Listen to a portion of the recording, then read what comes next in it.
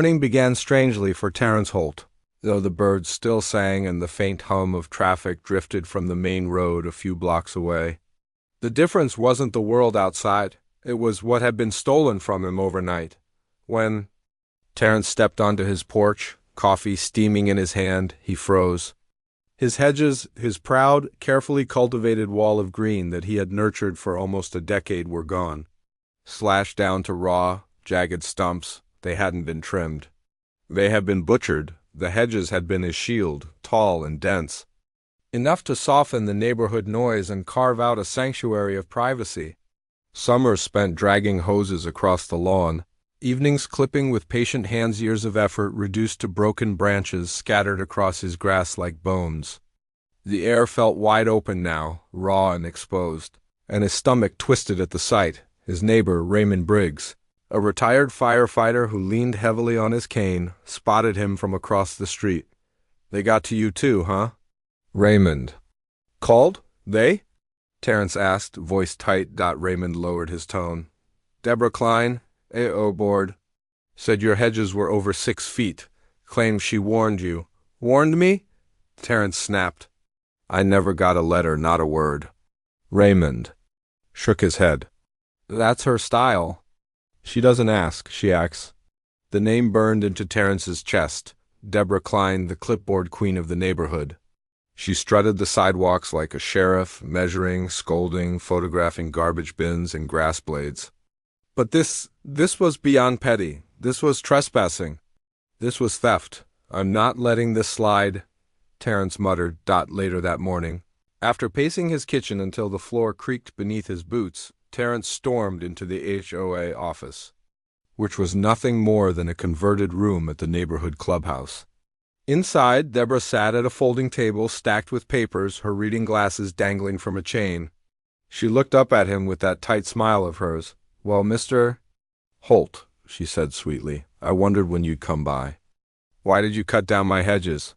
Terence demanded. "I didn't personally do it," she said smoothly. "The crew handled it. Your hedges exceeded the 6-foot height limit. Violation of the bylaws." "I never got a warning," he shot back.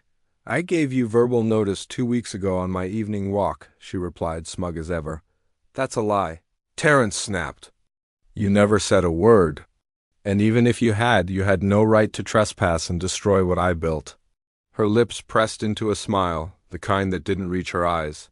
"Uniformity matters. Property values matter. Your hedges made your yard look like a fortress. That's not the image we want.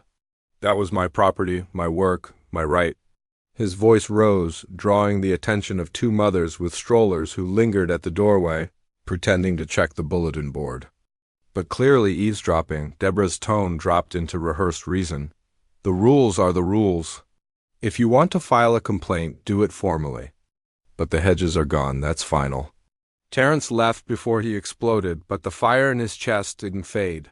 It hardened into something sharper. That night he sat at his kitchen table, unable to sleep. Scribbling on a notepad, he crossed out every option. File a complaint. She sat on the board. Useless, hire a lawyer, expensive, slow, replant the hedges. She'd just cut them down again. No, what he needed was something permanent. Something she couldn't touch. Something she couldn't cut. And then the idea landed with the weight of stone. A wall, not hedges. Not wood, concrete, 6 feet of solid cinder block and mortar.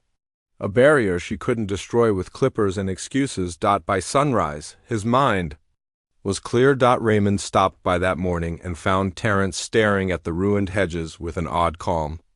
"You look like a man with a plan," Raymond said. "I am," Terence replied. "You gonna replant?" "No, I'm building a wall." Raymond blinked. "A wall? Like bricks?" "Cinder blocks," Terence said flatly. 6 feet.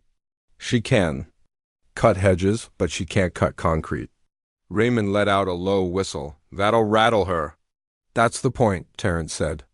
"This isn't landscaping anymore. This is drawing a line." That afternoon, Terence drove his pickup to the construction supply yard. He loaded stacks of heavy gray cinder blocks, bags of mortar, and a brand-new trowel into the bed until the truck sagged. The cashier raised an eyebrow. "Building something big?" You could say that, Terence replied, when he rolled back into the neighborhood. The truck bed rattling with concrete, heads turned. A couple paused their mowing to watch. Kids on scooters slowed down, whispering, curtains twitched. By the time Terence unloaded the first few blocks into his driveway, half the street was buzzing. He laid the first row by hand, the scrape of mortar and thud of blocks ringing out louder than any birdsong. Sweat rolled down his back as he worked, but with each block set, his shoulders felt lighter. Raymond sat nearby in a lawn chair, keeping him company. You sure know how to get the neighborhood talking, the old man chuckled. By the second day, the wall was waist-high. By the third, it towered over the stumps of the old hedges. Neighbors came by in twos and threes. Some offered water, some offered encouragement.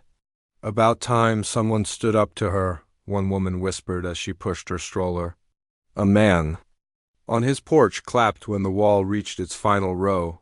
Deborah herself finally appeared on the fourth day, marching down the sidewalk, clipboard in hand. She stopped at the edge of his lawn, glaring at the cinder blocks stacked in a neat, gray line. Mr. Holt, she said sharply, this wall is not in compliance with community standards. You cannot. Terence set down his trowel, wiped the mortar from his hands, and stood tall. You cut down what I built without notice. You trespassed on my property. This wall is my answer. You don't get to touch it. Her lips pressed tight, but her voice rose, loud enough for the gathered neighbors to hear. The board will find. You will take action. Terence's reply was steady, calm, but it carried weight. You already cut down trust in this neighborhood, and you can't find that back into place. The crowd murmured. For the first time, Deborah looked unsettled. She turned on her heel and stormed off, the clipboard shaking in her grip. By the end of the week, the wall stood complete. 6 feet tall, solid and unyielding, a monument not just to privacy but to defiance. Neighbors lingered, admiring it, talking in low voices about how maybe, just maybe, Deborah Klein wasn't untouchable after all. That evening, Terence sat on his porch, the new wall casting its shadow across the yard. The silence felt different now, not empty, but steady, protected. His sanctuary had been rebuilt, stronger than before, and as he sipped his coffee, he knew one thing for certain. Deborah could cut hedges, but she couldn't cut concrete.